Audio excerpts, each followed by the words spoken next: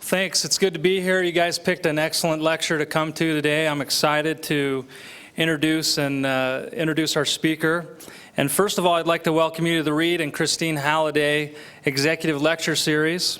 And like I said, it's my pleasure to introduce today's speaker, Mr. David J. Wunderli. David is the president of OGIO International, Inc. Mr. Wunderli has spent the last 9 years as president of OGIO. During his tenure, the company has expanded its product offering into the action sports industry, as now recognized as a major brand in each of their targeted segments. OGIO and its products have been awarded several national and international design awards, including the Industrial Design Society of America's Silver Idea Award. The company was named as one of the Inc. 500 magazine's fastest growing companies. Mr. Wunderli has 20 years experience as an executive in the sporting goods manufacturing and distribution industry. Prior to joining OGIO, he worked as vice president and chief financial officer for Easton Sports. Mr. Wunderli joined Eastern Sports in '90, and during his tenure with Eastern Sports, he was directly involved in the strategic development of the company's global operations. Prior to joining Easton Sports, Mr. Wunderli served with KPMG in their Los Angeles office. He's a certified public accountant. He holds a BA degree from the University of Utah. David is a member of our National Wolverine Club board here at UVU. And he is married to his better 9/10 Diane, who's here today. Diane's right here in front. And also with David and Diane are two of their daughters, Kylie and Whitney. And Kylie, raise your hand here, Kylie. Kylie has been attending the Culinary Arts program here at UVU, and Whitney also attended UVU and competed on our soccer team. And they have two other children as well, Tanner and Madison.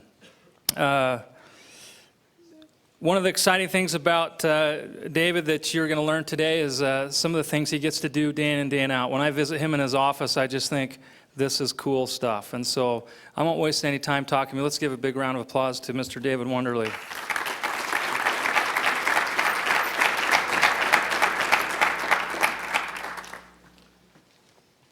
Test, does that work? I can't do these microphones here.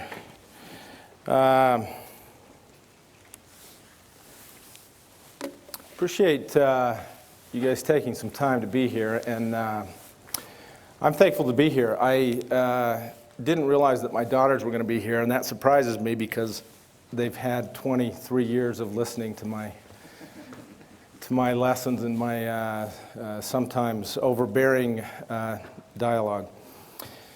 I wanted to jump fairly quickly into this. I recognize that most of you, I believe, are business students, and I had a good time walking with Brad around the campus. It was a blast from the past. I remember the stressful days of exams and studying, and fondly, I actually do have fond memories of school. I know how stressful it is, but I look back on some of the principles that I learned in school, and monthly, I can think about things that have been catalysts for our thinking and our strategic directions that we've had at this company and at Easton Sports.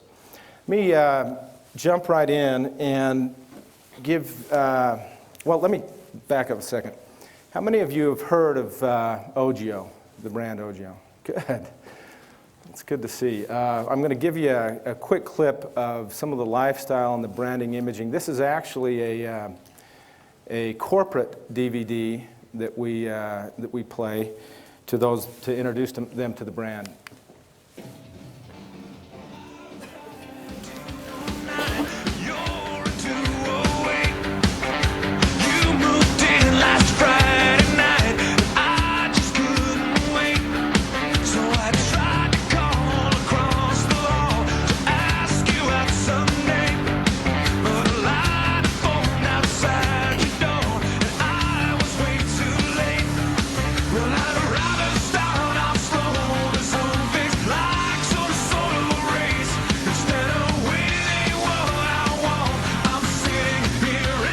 Will protect all the clubs. More than occasionally. More than occasionally. This is the Schling system from OGIO. Okay. What this does with one simple move, Wow. throw the A bag by OGIO. Very light bag. This is the ozone.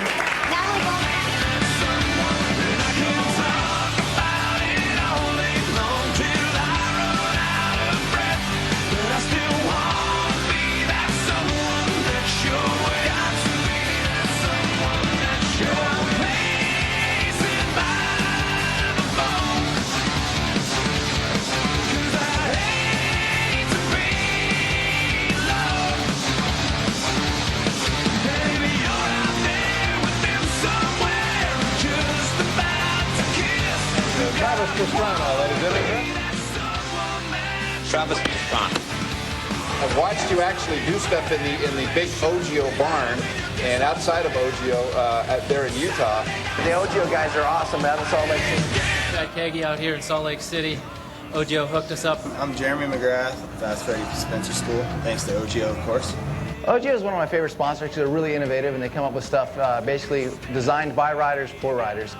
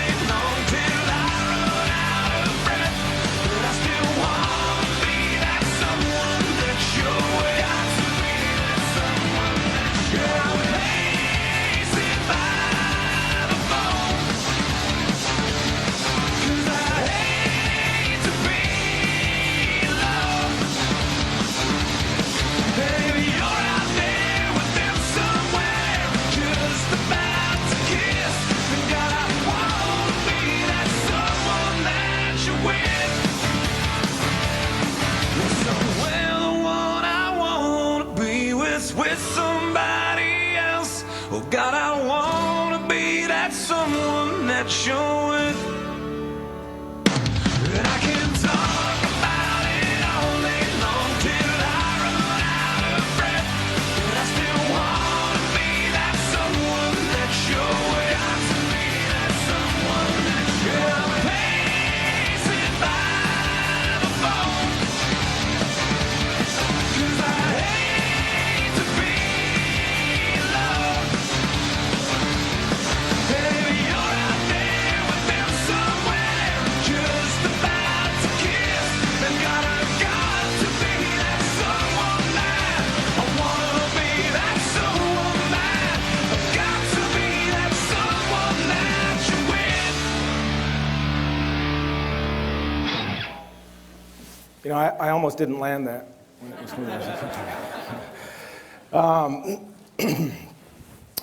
So why all this? Why all this imagery? Why all this feeling behind the brand? You know, we make bags. I want to talk today a little bit about brand building, but if you kind of think about that, you know, Samsonite doesn't do this stuff. You know, many of the other companies don't. So why is it that we have invested and spent money and gotten to know some great athletes and been in some big events and done some stuff that we probably shouldn't have done? Why did we do that? First, and I'm gonna try to address that today, but let me give you a little bit more background on the company. The company was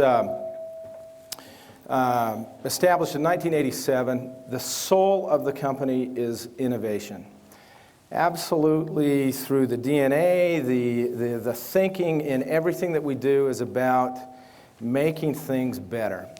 That bleeds through every part of our company.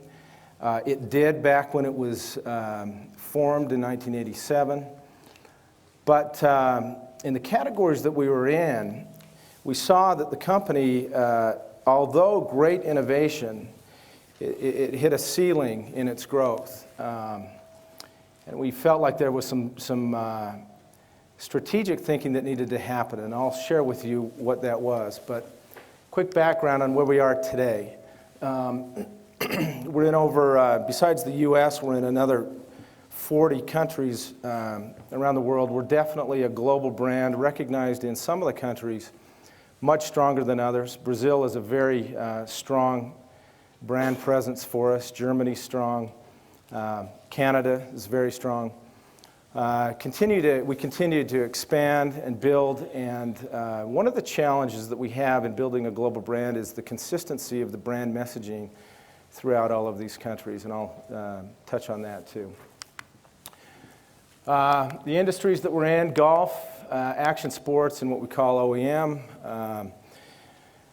Golf and action sports don't need any explanation. OEM typically is an OEM relationship is where you're making equipment for another brand. We have a few relationships. We make some product for BMW, KTM dirt bikes, Tommy Hilfiger, J Wunderli in golf, some others.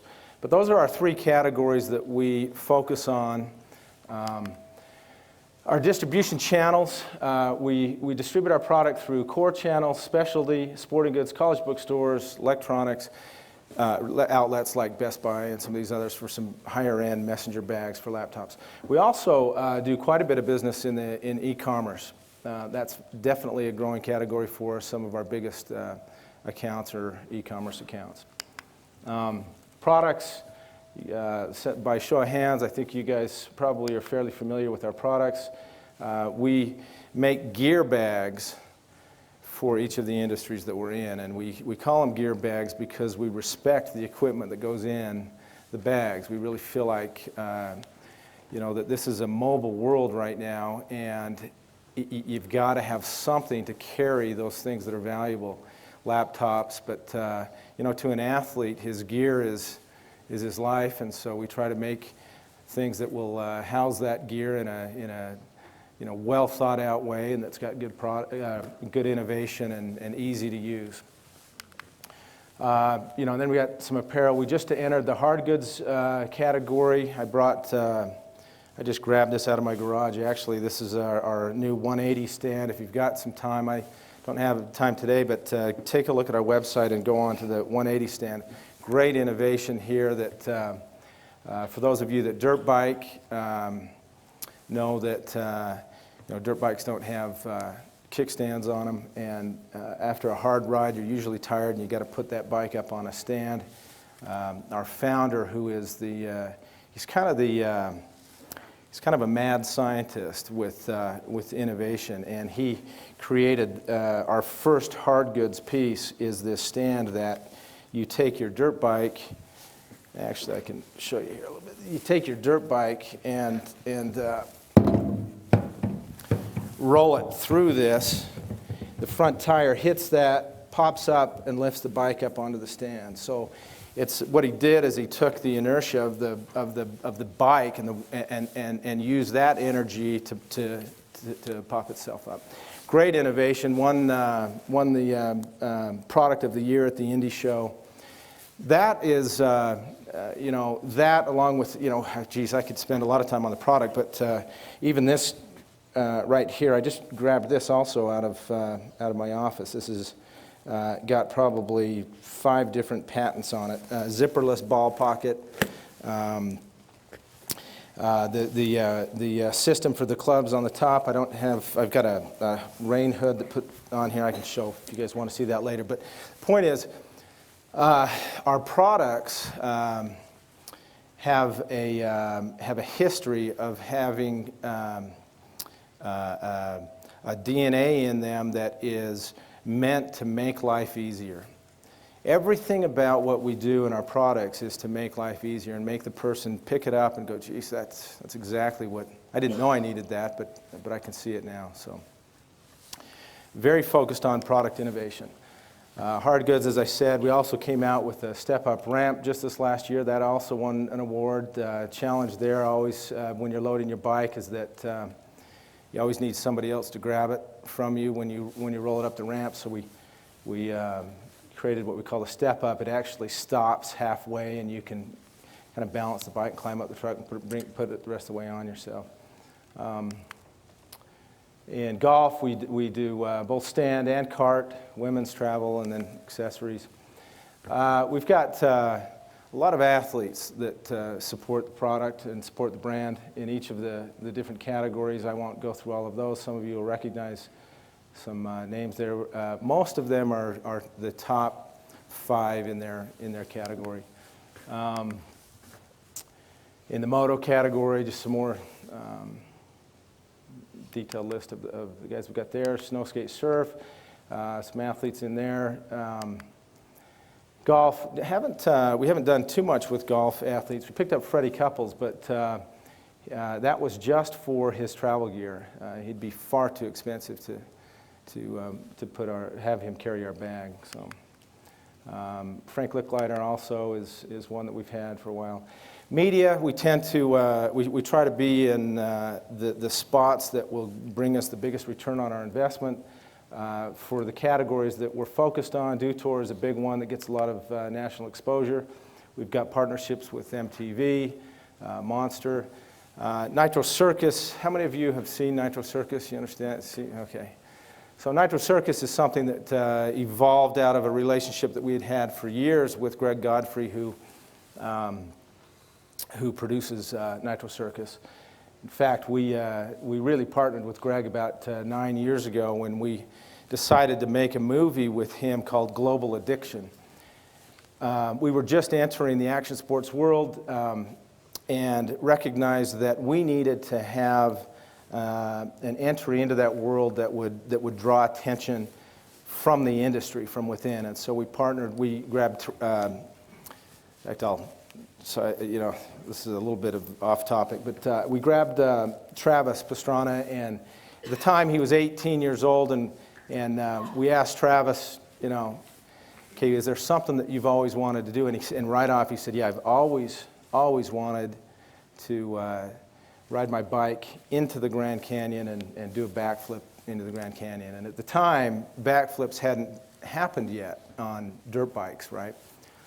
So we said, okay, maybe we can help you out with that. Travis at the time was being sponsored by Suzuki, and Suzuki was paying Travis about $2.5 million a year just to wear their brand and get exposed to that. So for us, we of course had limited funds and felt like the right way to be family with these top athletes was to help them in their careers and help them with their personal brand building. And so with this, Travis was in the movie. We kind of said, okay, let's see if we can arrange this. We went down to the Grand Canyon, looked around, found a spot, realized that it was illegal to do something like this.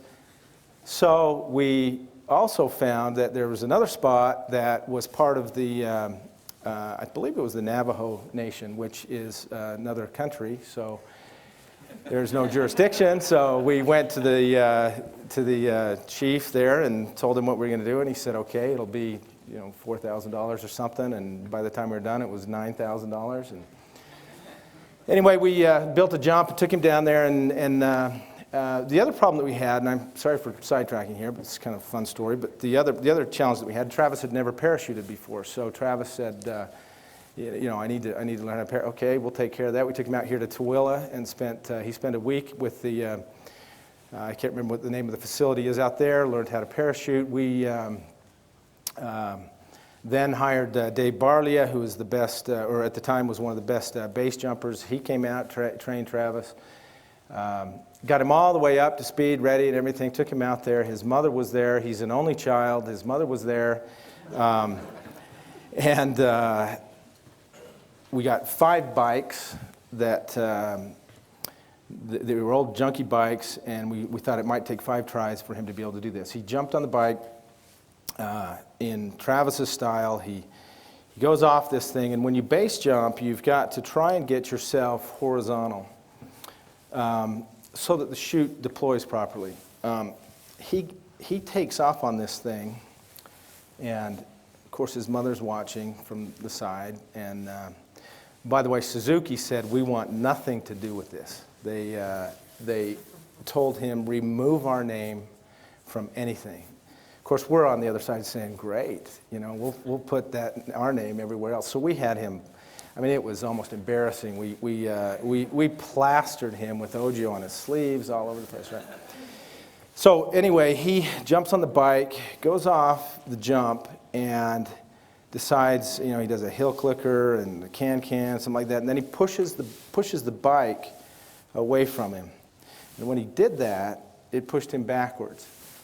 So he was backwards, needing to get horizontal. And that's the last thing his mother saw as he dropped away was he was rolling down the windows, and she said, we've got it on tape, she said, pull the chute, pull, and then she fainted on the ground. Literally, she fainted, thought he was dead. Well, Travis did kind of a roll and pulled it and came out fine. So anyway, I'll tell you that story because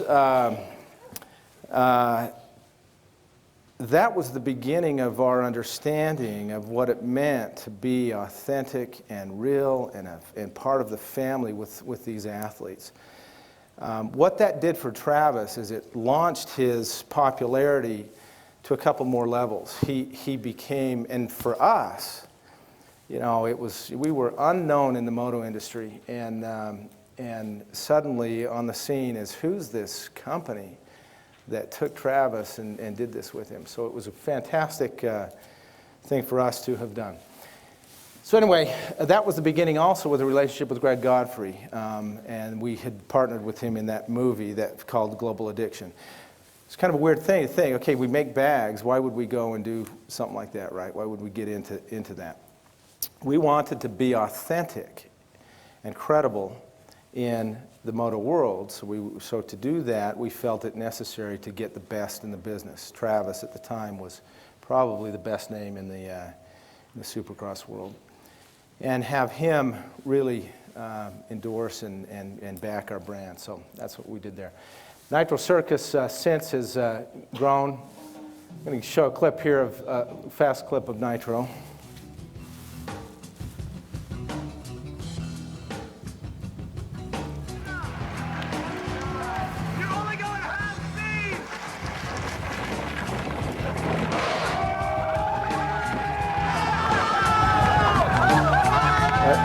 That's Andy Bell. He's our Vice President of Promotions. I hate you guys. This is stupid.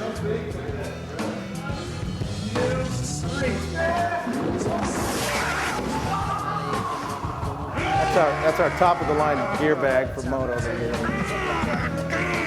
Okay, now we just kind of came to our landing area. We're gonna fly, land on this roof, pack up our stuff, run here. We got our good old boy Hubert, who's gonna drive us away, hopefully They don't safely. mention this, but this was illegal. They just ran up to the top of the building and jumped off.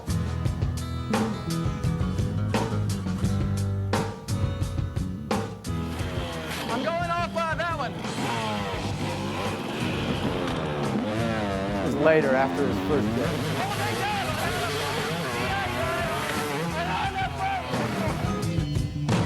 Think about cops and them will pass us by. Don't mean I got some fucking psychic mind.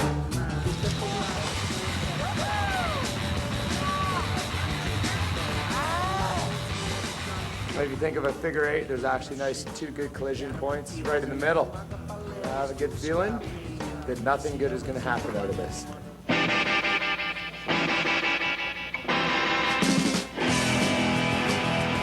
Kick the tires and light the fires.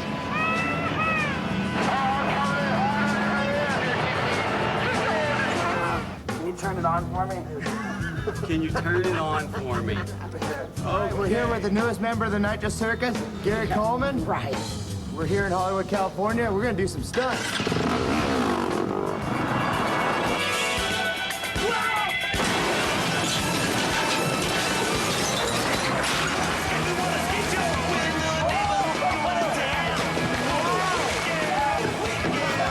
Parks Bonifay, those are the wakeboarders, probably not Parks.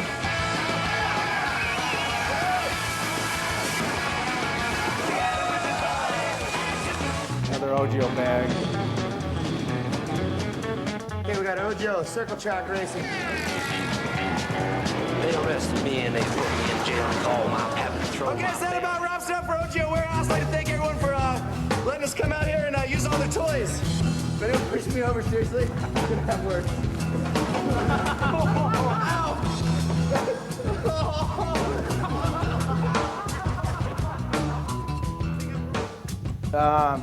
So media, we worked. We try to make sure that we are focused in our media outlets and that we're using the right places that reach our demographic. Okay, so kind of back to this. This whole. I think you get it. You kind of see the brand and the imaging, and as business students, I thought it worthwhile to maybe share our thoughts, right or wrong, but the way that we've gone about thinking about the strategy of building a brand. One of the challenges that I saw when I first came to the company, as was mentioned, I was formerly with Easton Sports, and at Easton, Jim Easton used to say often that build the right product and it will sell itself. So when you think about the kind of a continuum of brand building, on the one side you've got those brands that are very product based and they don't need a whole lot of lifestyle. Easton at the time happened to be one of those because Easton was a performance product that, if we could get the best athletes, the best ball players using both hockey and baseball, if we could get them using the product, they would sell it. It would sell itself. Several other products or brands are kind of product based. They don't necessarily. And I'll throw a couple up here. I'm sure plumbing supplies, and even electronics. Sony, I don't know, that they've necessarily built a lifestyle image. They've just built some great products. On the other side of this continuum is lifestyle, and think about brands when you're trying to build a brand. If you're an apparel brand, the product doesn't necessarily sell itself. You've got to create a look and a feel and a fashion that is appealing to the customer, right? So apparel brands, accessories, what is that, fashion items up there. So those, when I got to Ogio, I kind of said, okay, where are we? Are we, and for the most part, Ogio was absolutely balanced on the product side. Because we were like I said, our DNA and our soul of the company is product innovation. So we kept coming up with all of these great products, but hit a ceiling on getting them sold. Couldn't quite get past that ceiling. So what was it? We recognized that the products that we were offering, a lot of them happened to be fashion statements. And so as opposed to being equipment that improved your game, like Easton. So we knew we had to marry up product with some image and lifestyle. So we began to invest in an image surrounding Ogio that would match the feeling that you have when you touch our product. And it's more difficult than it sounds, of course.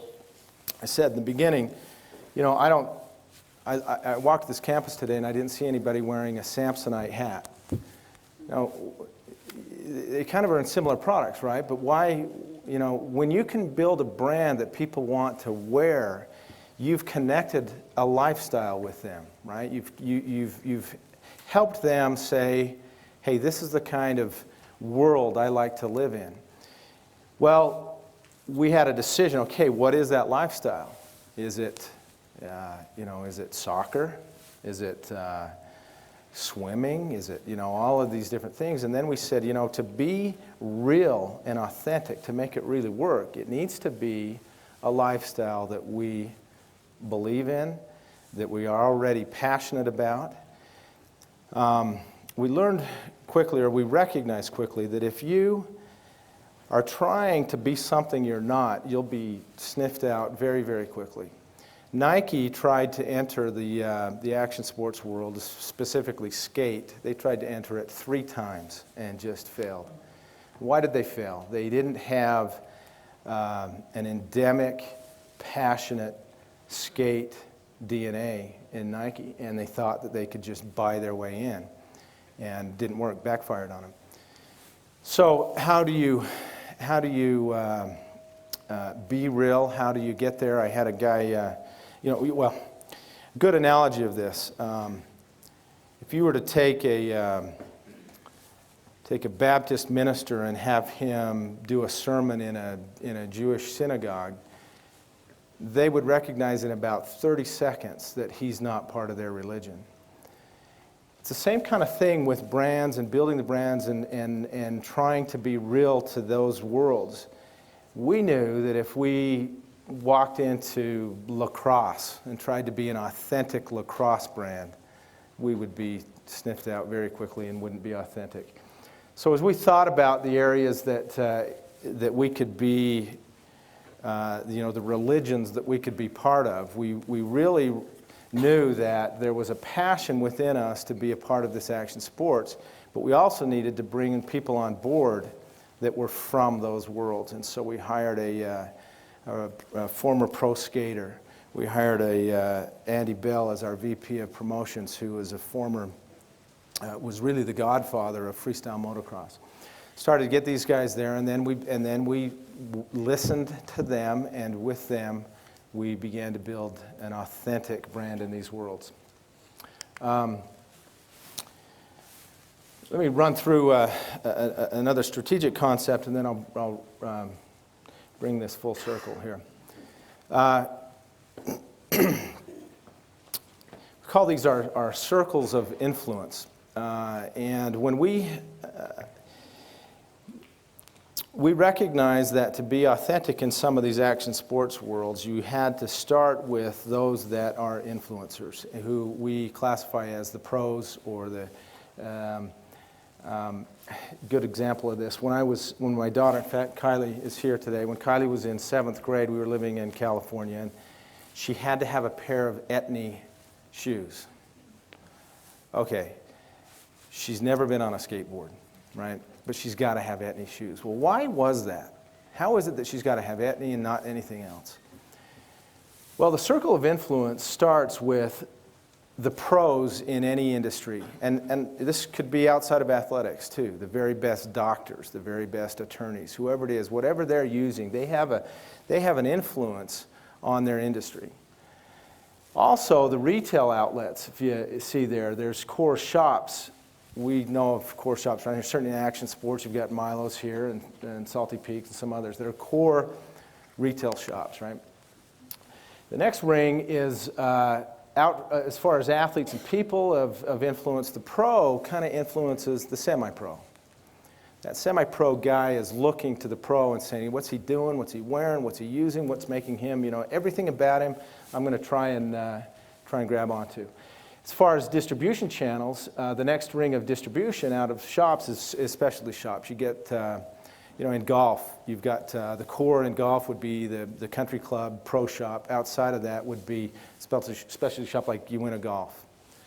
Next ring is, on the athlete side, is certainly the amateurs. They're looking at the semi-pros. That's who they're hanging with, and and then they're looking at the pros.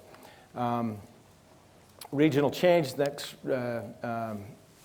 ring on the distribution channel. Then you got big box on the distribution channel, which is big box like Sporting Goods, Sports Authority, some of these bigger chains.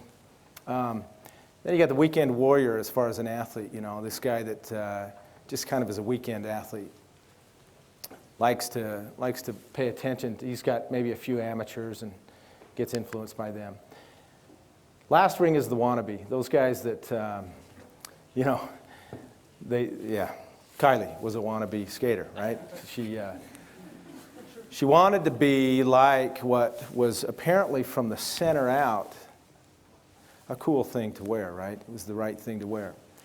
So when you think about, as business students, and as you think about building a brand,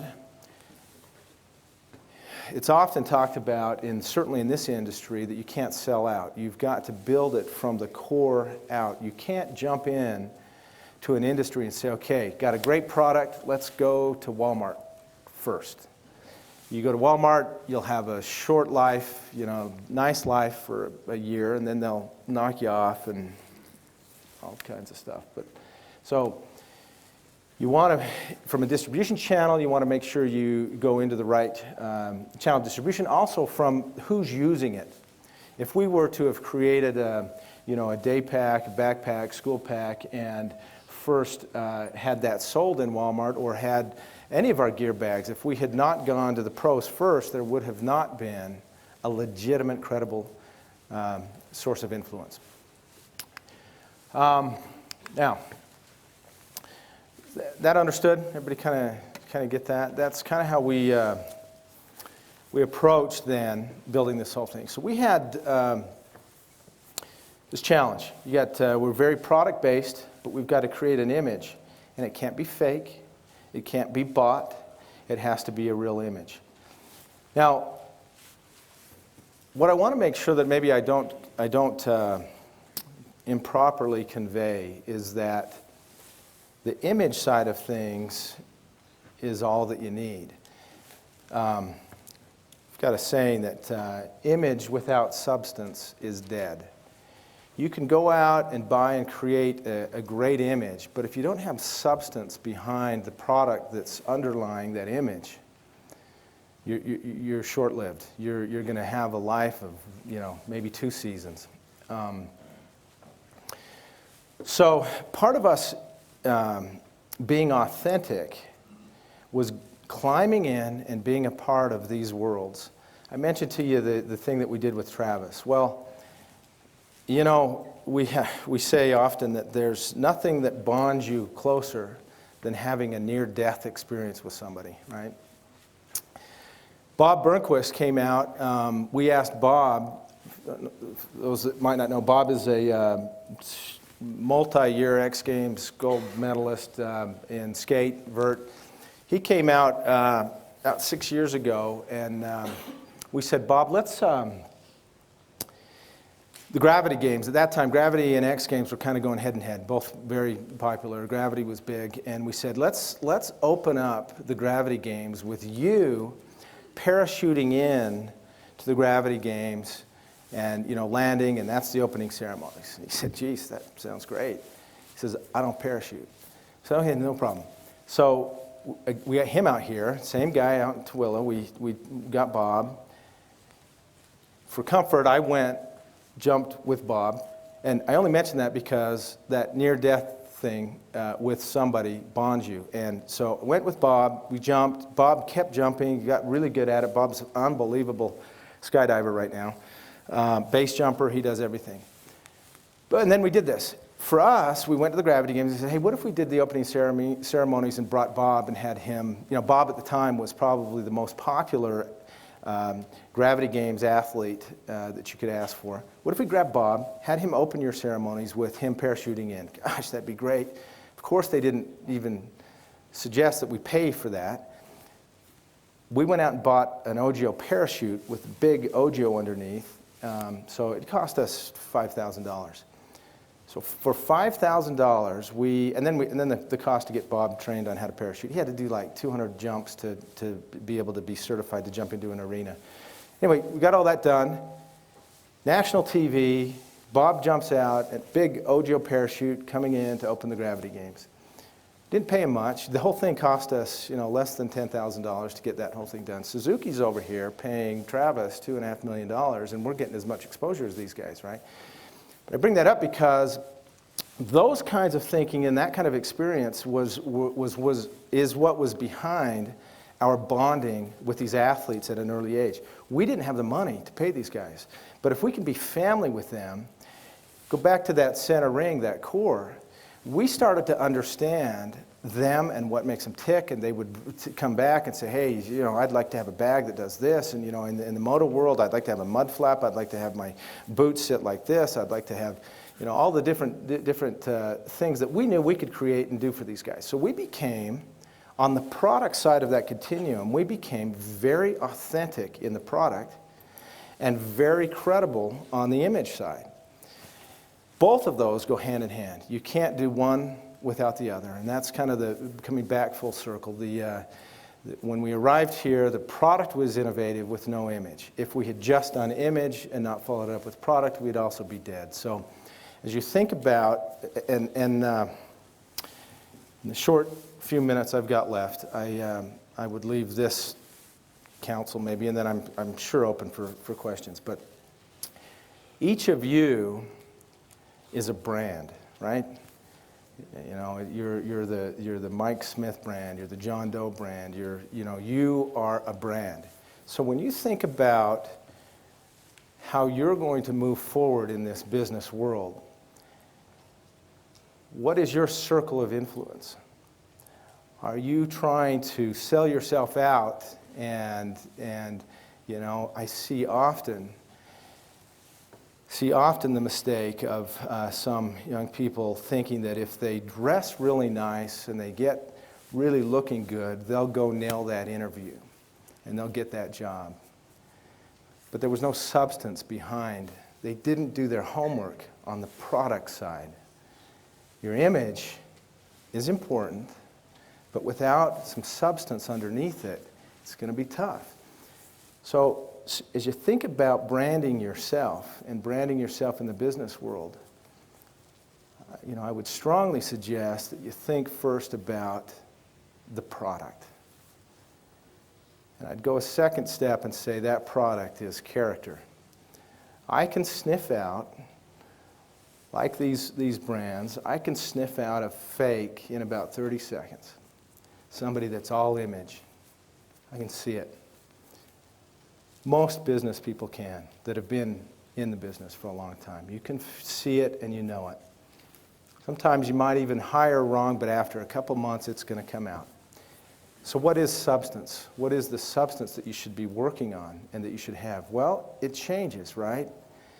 If you're going after a job in the aerospace industry, boy, I would get in there, climb in there, and understand it and become credible and real and know the language, the vocabulary, so that when you get on the podium, you're not a Baptist minister speaking in a Jewish synagogue. You know what I guess is what I'm trying to say. So you learn it.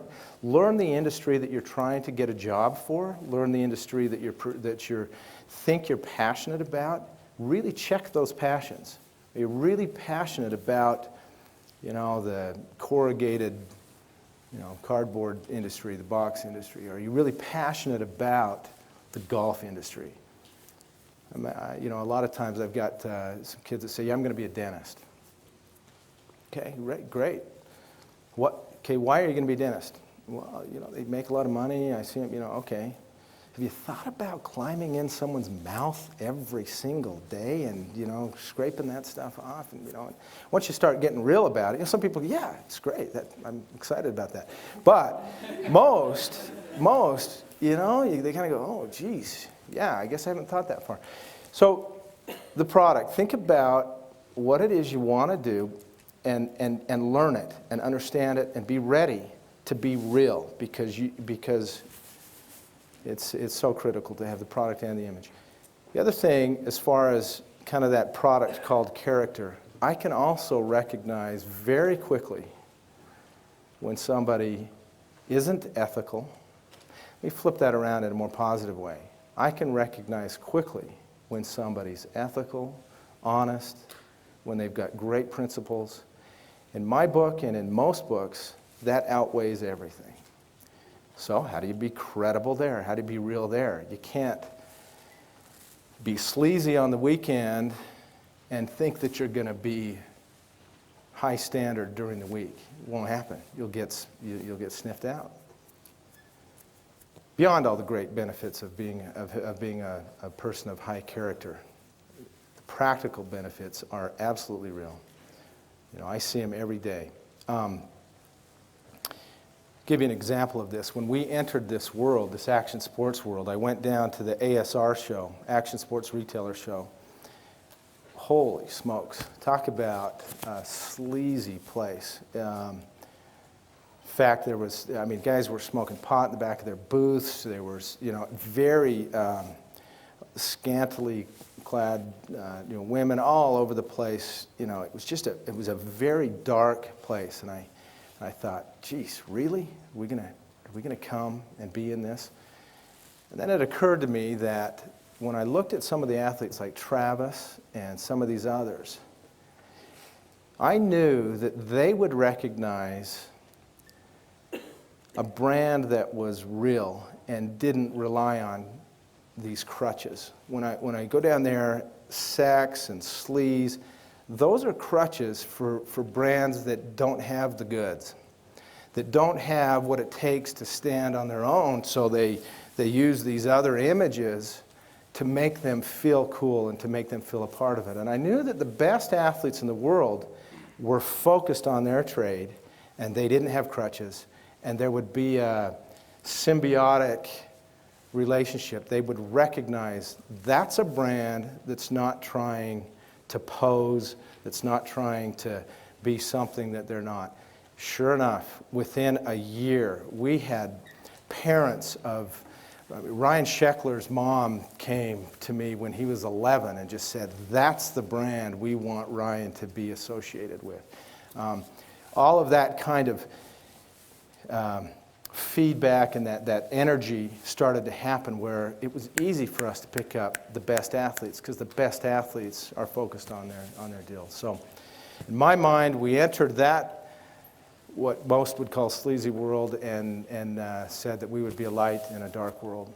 Looks like my time is up. Thank you very much. Yeah. Well, thank you very much, and as a token of our appreciation, we have this for you. Thank Thanks you. again. Thank you. Let's give him a hand.